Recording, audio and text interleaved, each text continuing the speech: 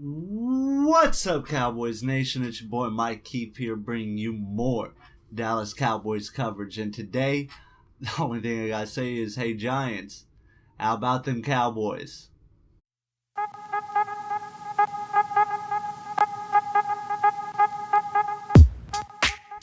Okay, guys, obviously it was a great victory for us going into week one.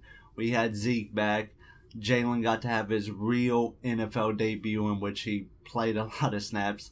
We got to see how well the Cowboys defense was going to do up against the Giants offense, and for the most part, our defense looked pretty dominant. Now, granted, Odell Beckham was not there, but is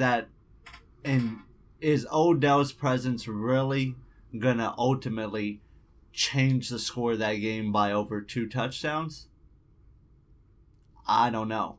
I think Eli Manning is still proving to be that he is not aging gracefully,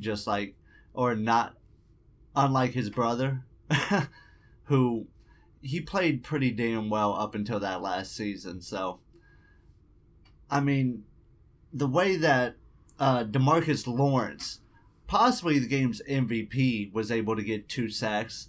I mean, he had another one for the man was playing like a beast. Okay, my other sleeper, my pet guy from last year, Charles Tapper, Mr. 40-time himself whenever it comes to our defensive line, actually got his first NFL sack in his first game, so it was great to see that. Who else had another amazing play? Anthony Brown. Big pick, I mean, in the grand scheme of things, I know it didn't sway the game because we were already winning and already dominating, which, I mean, the Cowboys defense was playing so fucking dominant. The Giants weren't even able to get a first down until the second quarter. I mean, come on.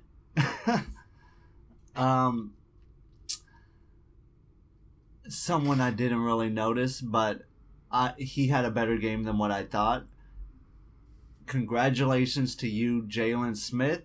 You actually had 7 tackles, 4 of them being solo, but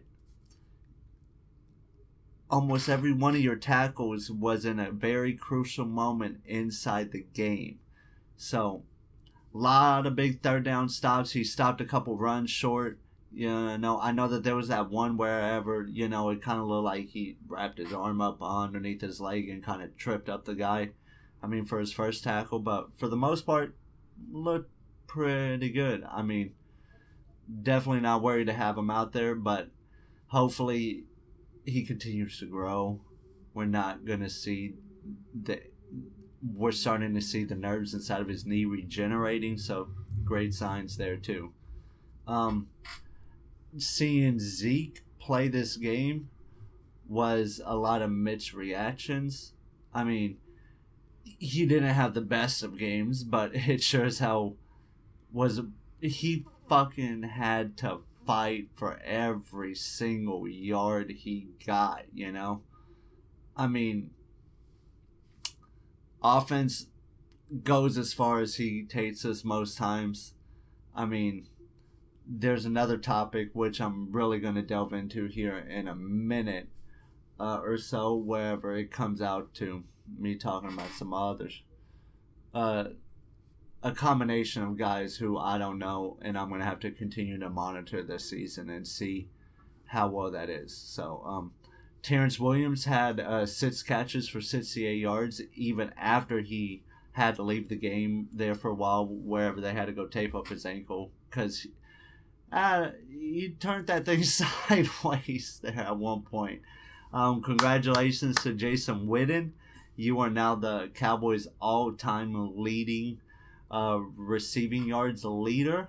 You passed Michael Irving, which is a Ring of Honor Hall of Famer, so nothing less to you two, sir. I mean, the only other thing you could do is get you a championship this year to cement your legacy as definitely one of the top 2 or 3 tight ends of all time. Zeke also had 5 catches for 36 yards. Cole Beasley had an amazing beast catch wherever he was holding it up against the back here, trying to, tiptoeing up against the sideline. Mr. Bryce Butler, you had a on and off again game like you always do. You make a play, you don't make a play. You need to be more consistent. Be 2 out of 3, the good side, instead of 2 out of 3 on the bad side. Wherever you drop 2, catch 1. I need you to catch 2, drop 1, and slowly build up from there. But you are older in age, so I think what we get is what we get with Bryce Butler. Dak Prescott, you had to throw it a lot this game, but that was because our defense was so dominant. I mean, they had 35 rushing yards. I mean, that's atrocious. Eli Manning threw it 38 times in just garbage there during the second half. Going nowhere.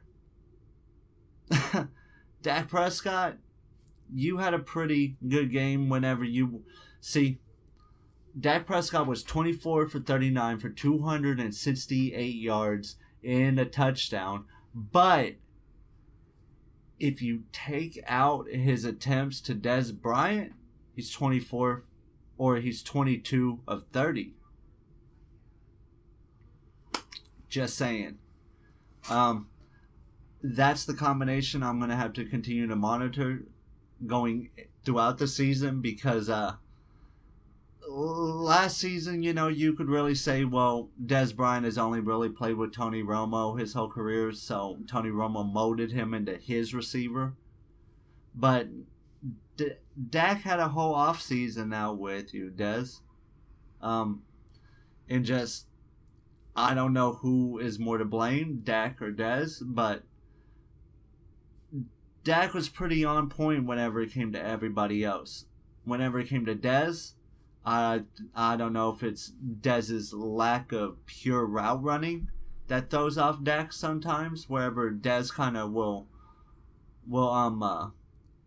he'll manipulate the play kind of, and he'll go 2 yards further than he should have before he cuts or something. But he had a very tough matchup against Janoris Jenkins, who is one of the top cornerbacks inside the league. So he's one of the only cornerbacks who can also be as physical with Dez as Dez is with defensive backs. I mean, there's maybe 3 cornerbacks as physical as Des Bryant.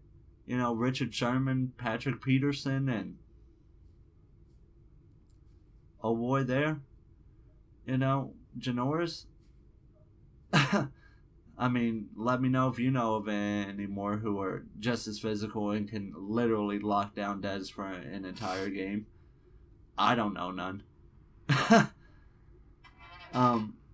So Dak, Cowboys, we can't be having Dak throw it 39 times. I mean, he's still...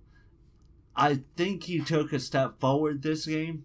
Yes, he finally jumped over the hurdle of beating the Giants, but he kind of cruised. I mean, this game could have been a fucking blowout, as well as our defense was playing and giving our offense, field position. We should have won 35-3, if not more, But our offense was not clicking 100%. I mean, we were taking shots downfield a couple times, which was encouraging, but you don't want to see the dump-off stuff either all the time. I mean, Dak, it was nice to see you audible. A lot of stuff you're starting to read defenses a hell of a lot more and starting to command this team. Nice to see that. Special teams, Chris Jones, you're also one of the MVPs, I feel like. I mean, almost every one of Chris Jones's punts put them like 10-yard or on the 10-yard line, the 8-yard line. I mean, the man was on fire. And Dan Money Bailey. I mean, do we really even worry whenever he kicks? I mean, really? The man was 4 for 4. Nothing more to say. I mean, perfection. You know, and Chris Jones, seeing it now, you had 4 punts, 4 of them inside the 20. Special teams, it goes defense, special teams, and then offense in my view of progression for this game. So, congratulations, Cowboys. You're 1-0. Going into next week, get ready to see my preparing for war vid against the it's gonna look bad, but I can't think of it right now, so I'm going to kind of talk around it. The Broncos. I can't believe I fucking forgot. Broncos, tough defense, offense. So get ready to see my preparing for war vid on that. Hopefully I'm able to get up a podcast sometime this week. Maybe get a UFC 215 vid recap going. So if you found this video informative, please smash that like button. If there's somebody you saw throughout the game who did better than you thought, please let me know down below. Oh, congratulations, Lyle Collins. You did fucking amazing against JPP. Chaz Green. Gotta see more. Hopefully practice is good this week. Comment down below and let me know who you thought did good. And smash that subscribe button to see more coverage just like this. Till then, peace.